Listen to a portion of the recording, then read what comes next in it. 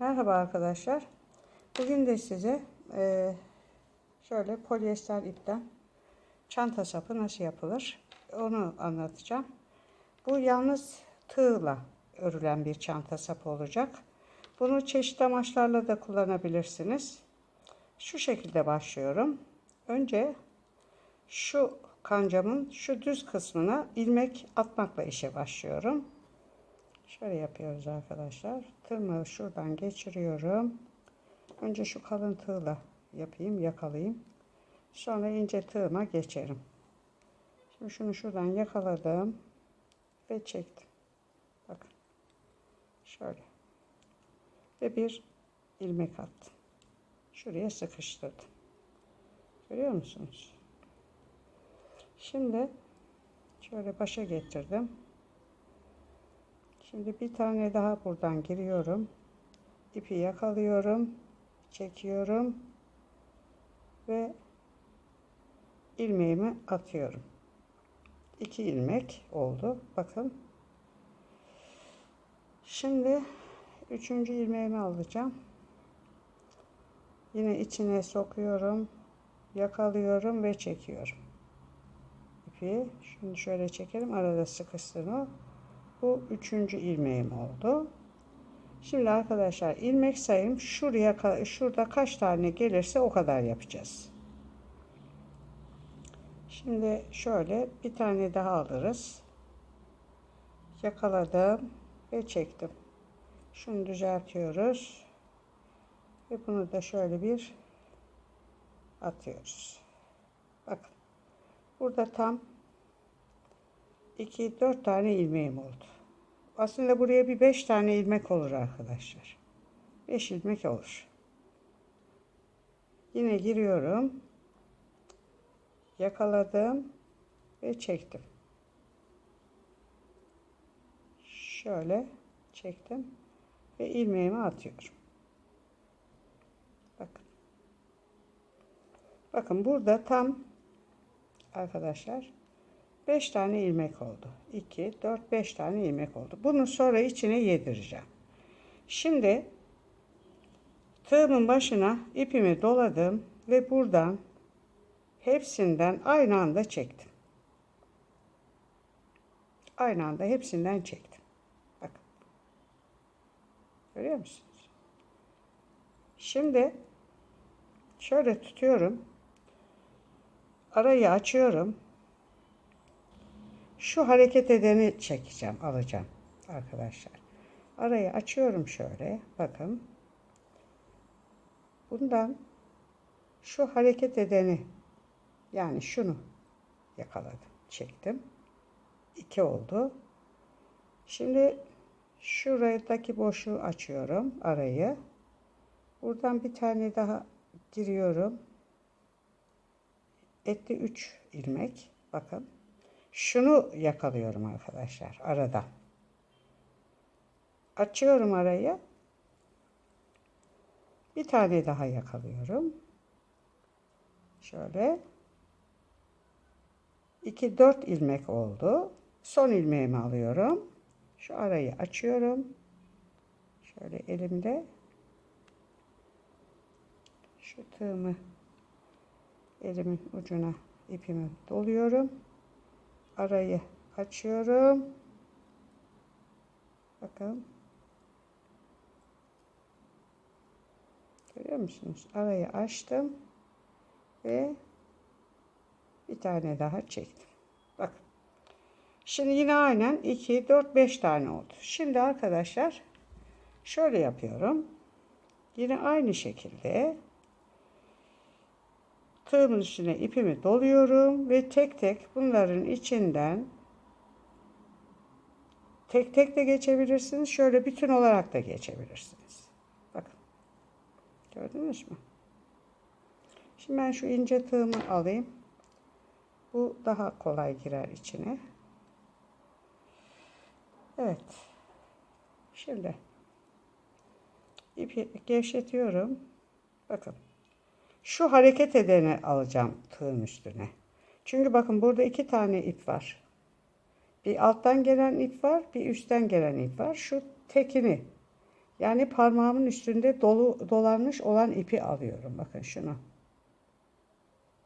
Şu. Bakın geliyor. Görüyor musunuz? Heh, onu alacaksınız. Yine açıyorum arayı. Yine dalıyorum buraya. Yine parmağımın ucundaki olan ipi çekiyorum. Bakın. 3 oldu. Yine arayı açıyorum. İpimi takıyorum. Tığımı çekiyorum. 4 oldu. Yine arayı açıyorum. Bakın. Şöyle. Dalıyorum içine. 5. oldu. Bakın görüyor musunuz? 2, 4, 5. Ve ne yapıyorum? Anında hepsini birden şöyle ipimi çekiyorum. Bir kalemle.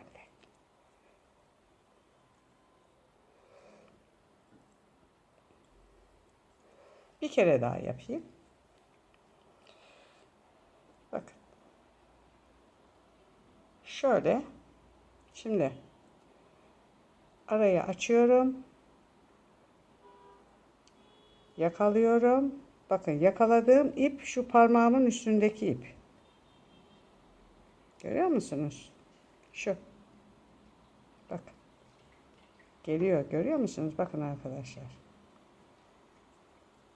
Bu bir.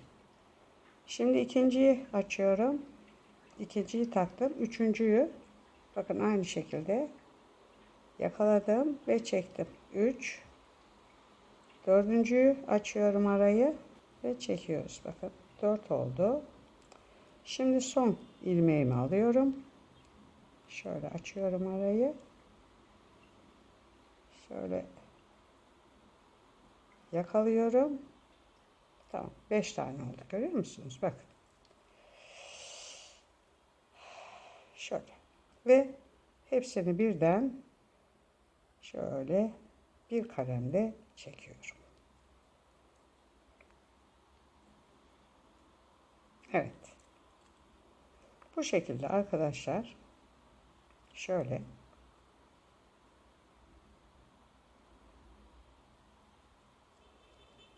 bu şekilde çantanın sapını istediğiniz boya gelene kadar öreceğiz. Evet arkadaşlar, çanta sapımın boyu istediğim boyuta gelene kadar örüyorum. Şöyle yapıyordum.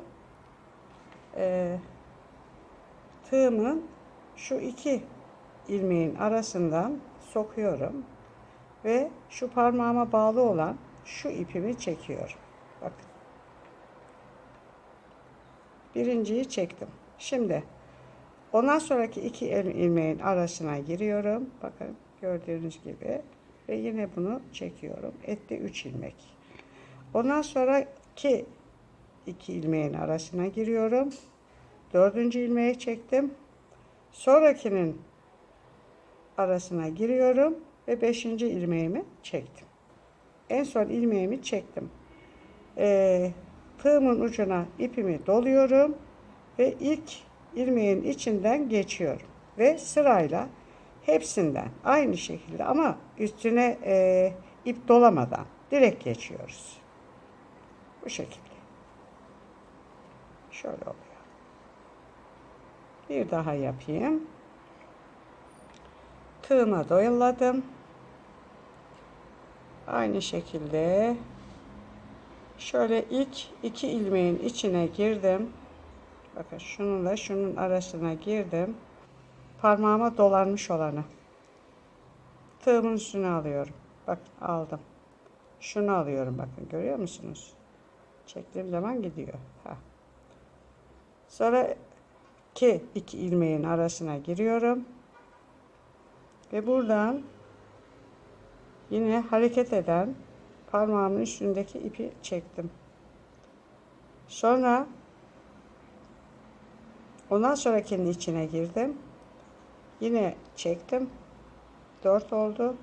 Sonrakinin arasını açıyorum. Şu ikisinin içine girdim. 5 oldu. Ve tığımın ucuna ipi takıyorum. Ve hepsinin içinden geçiyorum. Bu şekilde arkadaşlar çanta sapımı istediğim boyuta gelene kadar örüyorum. Şu en baştaki ipimiz vardı ya, başlarkenki. Onu da şöyle tığ yardımıyla bunların içine çekerek yediriyoruz. Şöyle.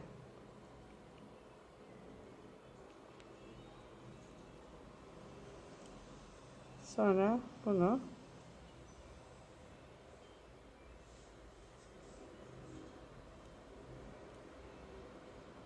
evet, bu şekilde içine yediriyoruz. Tığ ile yaptığım çanta sapım burada sona erdi. Videomu beğenmeyi, kanalıma abone olmayı unutmazsanız sevinirim. Bundan sonraki videolarda görüşmek üzere. Hoşça kalın.